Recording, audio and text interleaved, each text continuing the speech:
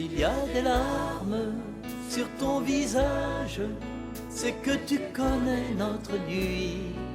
C'est qu'il est trop lourd, ton message, que ta tendresse est infinie. Sèche tes larmes sur ton visage, nous t'avons entendu, Marie. Tu nous as montré son passage, avec toi nous irons vers lui. La Salette, c'est un lieu où Marie est apparue. La Salette, c'est un lieu d'apaisement. On est à 15 km du premier gros bourg, on est à 15 km du premier commerce, on est 900 mètres plus haut que la nationale. On a vraiment le sentiment de faire une pause spirituelle. On quitte notre quotidien qui est parfois bien trop rapide pour faire une pause dans un décor grandiose. Magnifique, le Seigneur vient vers moi.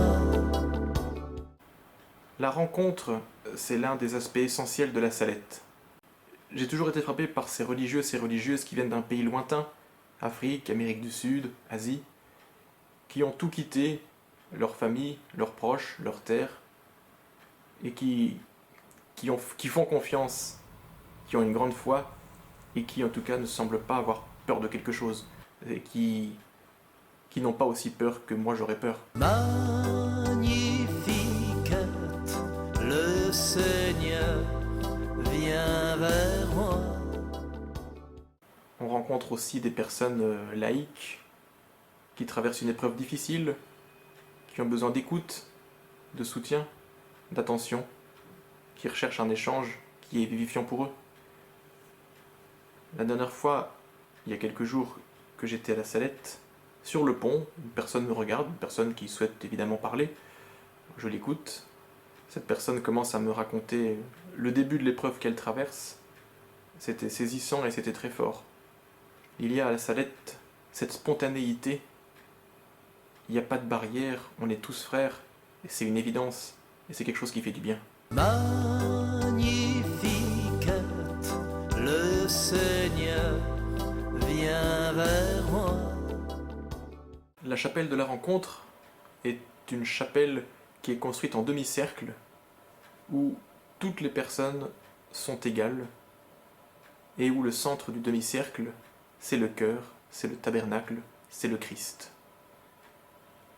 Cette chapelle montre que les religieux, les religieuses, les membres de l'assemblée, les pèlerins, nous sommes tous égaux, nous sommes tous frères et sœurs, autour du Christ, en Christ. Magnifique, le Seigneur vient vers moi.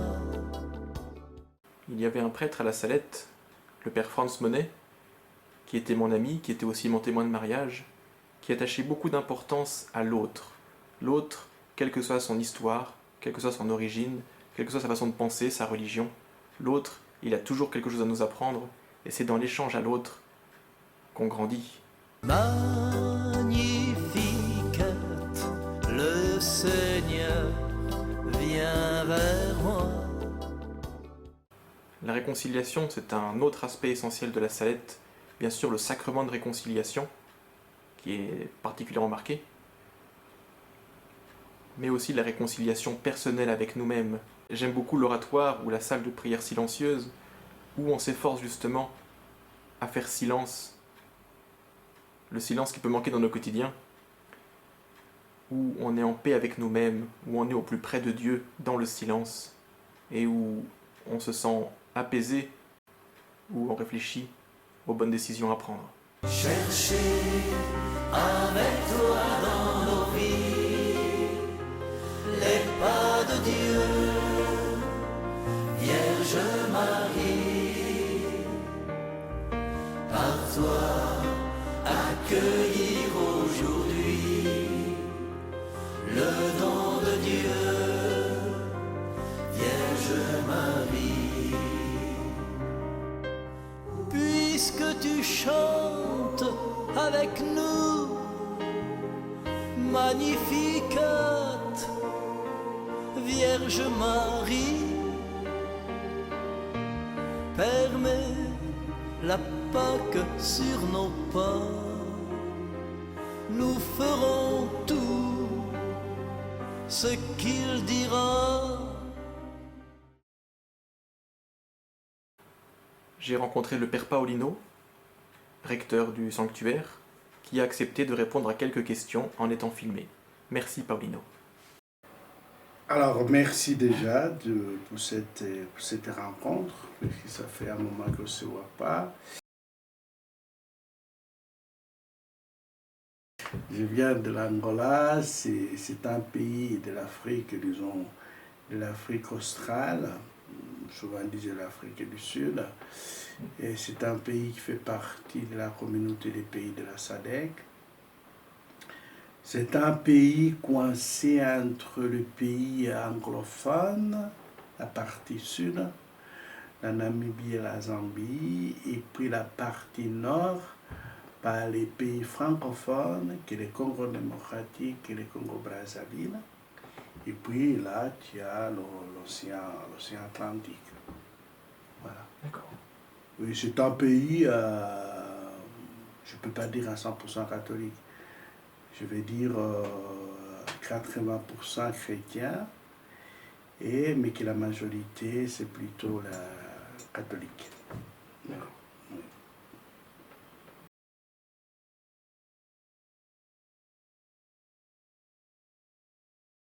Quand j'avais 15 ans, même pas. J'étais très jeune, je pense que peut-être 8 ans, et qui le père de ma paroisse m'a invité à être enfant du cœur. Bon, enfant du cœur, pour moi, je ne disais pas grand-chose. Par contre, je voyais l'effort que les prêtres faisaient, c'est-à-dire tout seul avec plusieurs paroisses. Et après, ce qu'il faisait, moi en tant qu'enfant du cœur, donc je l'accompagnais un peu partout. Je n'étais pas tout seul, hein, j'avais un ami. Et après, je me suis dit pourquoi pas aussi au service de l'Église en tant que prêtre. À partir de là, donc, je suis allé raconter ce que je pensais moi tout seul au prêtre. Et puis, le prêtre a dit, oh, ça peut être une bonne idée. Et là, j'ai raconté à ma mère, j'ai raconté à mon père qu'ils étaient pour. Et le prêtre m'a envoyé au petit séminaire. Donc ça démarrait comme ça et puis ça s'enchaînait. Alors pourquoi la Salette? Parce qu'en fait, le prêtre en question, il était missionnaire de la Salette. Il était missionnaire de la Salette et puis toute la région, notre région, c'était les missionnaires de la Salette qui ont fondé les petites communautés. Moi, je dis souvent qu'ils sont des bâtisseurs des églises et de l'église. Voilà. Ce sont eux qui étaient là, petit à petit, ont formé les petites communautés de base qu'on appelait à l'époque, par les catéchismes qui avaient des questions et réponses. Et à partir de là, ça s'agrandit. Et qui mon père, elle est devenue catéchiste. Du coup, dans notre maison, tous les soirs, il y avait beaucoup de monde qui venait pour les catés. Donc, à partir de là, moi, je me dis, mais il y a quelque chose d'important que je peux vivre en tant que prêtre. Donc, lui, il était missionnaire de la Salette. Il nous parlait des missionnaires de la Salette. Et du coup, nous, l'idée qu'on avait, c'est être missionnaire de la Salette. Voilà. Et puis, il y avait les messages de la Salette, bien sûr, qu'à l'époque, nous, on les comprenait, si on ne les comprenait pas. La seule chose qu'on retenait, c'était souvent les larmes. Les larmes, c'est une vierge qui pleure à cause du péché de l'humanité, les larmes. Donc, retenez ça, je dis, mais pourquoi pas donc, devenir aussi missionnaire de la Salette.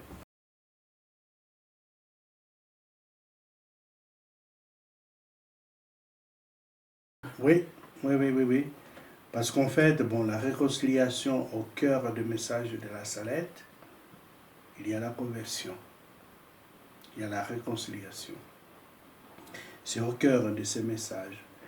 Après, la réconciliation s'est faite si la personne elle-même accepte de faire l'exode, c'est-à-dire de laisser une vie pour aller vers la vie où le Seigneur nous attend. Donc, c'est-à-dire être un pèlerin, comme cette année, les pèlerins de l'espérance. Si vous regardez bien ici le message de la Salette, après il y a certains qui soulignent ce qu'ils veulent. Moi, souvent, ce que je souligne, c'est la question de la lumière. Cette lumière-là qui éblouit, cette lumière qui était la première chose que les enfants ont perçue, parce que là où ils étaient, bien il y avait un globe de lumière qui s'est, en s'avançant, parce qu'ils étaient invités à s'avancer, ils découvrent qu'il y a une personne. Et cette personne, c'était une femme. Et cette femme était belle. Donc, pour moi, c'est une rencontre qui nous permet de ne pas avoir peur déjà. Et puis, cette rencontre rayonnante de lumière qui nous permet aussi à choisir. Éclaire notre vie, éclaire nos ténèbres et qui nous permet à choisir. Les choix de la vie, choisissez donc dans la vie, c'était le thème de Deutéronome. Mais Marie, avec l'instrument qui apporte, c'est-à-dire la lumière, jaillissait de la croix qu'elle portait sur sa poitrine. Et sur cette croix-là, selon le témoignage des enfants, il y avait le Christ qui semblait être vivant. Et des côtés, il y avait ces instruments-là, c'est-à-dire le marteau et le tenaille. Cela nous permet qu'à travers de la lumière qui a éclairé d'abord les enfants, de faire un choix dans la vie. Soit le côté de la vie, soit le côté des péchés ou de la mort. C'est à nous aujourd'hui de choisir la vie. Et vous avez bien dit la rencontre. La seule chose dans toutes les apparitions, de toutes les apparitions qui sont reconnues par l'Église, Marie vient nous montrer le Christ mort et ressuscité, c'est-à-dire le Rédempteur.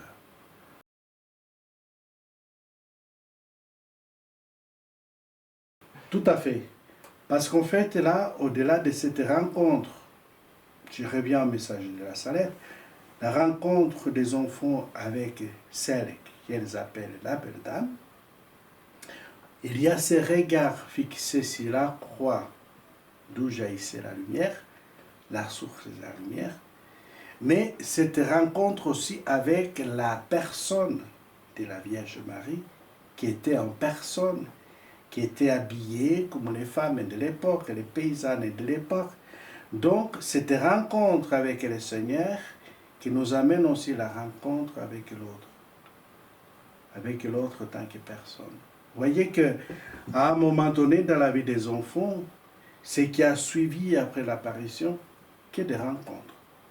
Soit les rencontres à cause des enquêtes, parce que certains voulaient savoir si c'était vrai ou pas, soit des rencontres aussi d'écoute, vraiment le message qui a été livré par la Vierge Marie, ce qu'ils appellent la Belle Dame. Alors, le message de la Salette, c'est un message qui nous amène à nous rencontrer avec nous-mêmes, à se rencontrer avec le Seigneur, notre Sauveur, à se rencontrer avec les autres, les êtres humains, parce que nous sommes créés à l'image et à ressemblance de Dieu, et puis à prendre soin de la nature, c'est-à-dire être gardien de la nature. Parce qu'en fait, ici, on se pose les questions souvent, pourquoi il a choisi un lieu comme celui-ci, sinon de se rencontrer avec Dieu sur la montagne, sinon de se rencontrer avec les autres. et puis avec la nature de tout ce qui nous entoure. Voilà. C'est la rencontre.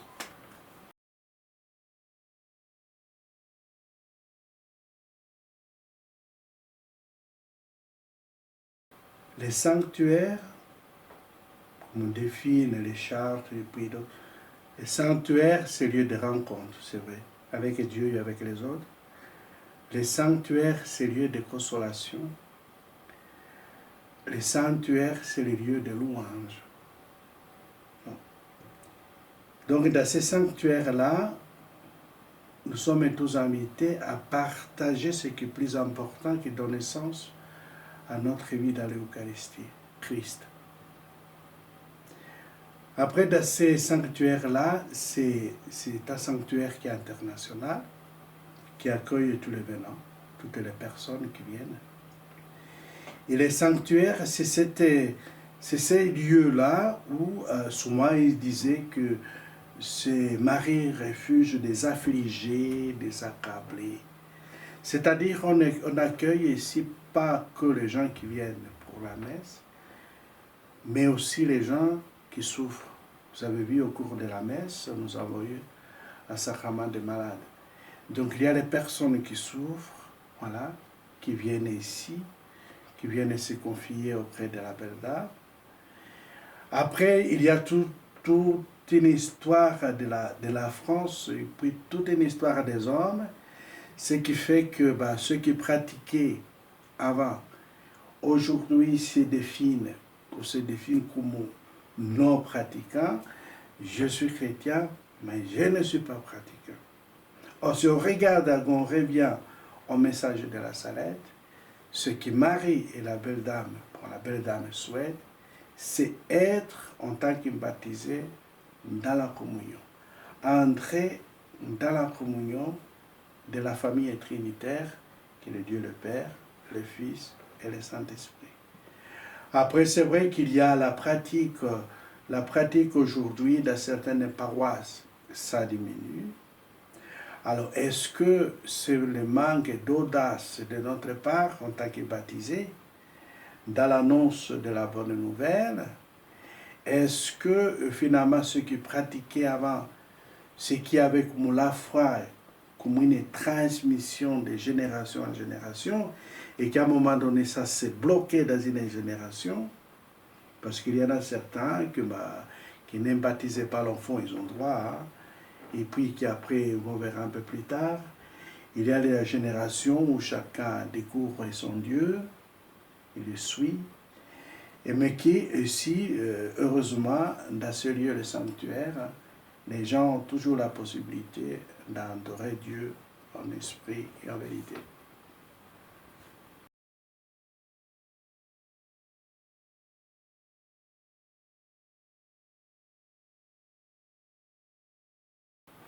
En fait, ce que je dis tout à l'heure, il y a toujours un exode à faire, hein. C'est comme la réconciliation.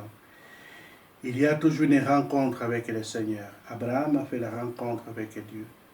Et puis nous aussi, chacun de nous peut faire l'expérience de cette rencontre avec le Seigneur. Mais celui qui rencontre le Seigneur ne sera plus comme avant. Donc il y a quelque chose qui va se passer dans sa vie.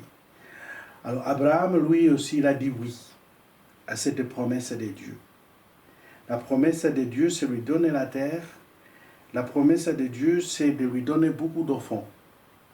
Mais si on voit bien, pour avoir la terre, c'était difficile parce qu'il faut marcher. Le Seigneur ne dit pas, je te promets cela, mais tu n'auras pas de problème. On aura des problèmes. Et ce que le Seigneur demande, marche à ma présence. C'est-à-dire au cours de notre histoire, de notre marche, et ça tombe bien que cette année, c'est jubilé, où chacun de nous s'est appelé rang de l'espérance. Nous sommes appelés à découvrir Dieu qui fait marche avec nous. Alors c'est vrai qu'Abraham, n'a pas eu d'enfant tout de suite, comme le Seigneur l'avait promis. Mais c'était une épreuve. À cause de la foi, donc lui, il croit à celui qui l'a appelé. Parce que la foi, ce n'est pas quelque chose qu'on accepte à l'aveugle. Mais la foi, c'est avoir confiance à celui qui nous appelle, avoir confiance à celui qui nous envoie et être sûr de son projet avec nous. On adhère donc par la foi. Et la foi demande ce que nous avons parlé tout à l'heure, la rencontre. La rencontre avec le Seigneur dans la prière qui devient un dialogue entre la créature et le Créateur. Donc c'est la foi qui maintient notre vie chrétienne, voilà, de s'avancer toujours dans cette promesse que le Seigneur a faite à chacun de nous. La promesse du bonheur, la promesse d'une terre, la promesse de ne pas être seul, mais être en humanité et être en Église. Merci de nous faire confiance en demeurant dans notre histoire. Merci de savoir sa présence avec toi dans nos désespoirs. Avec toi chaque jour.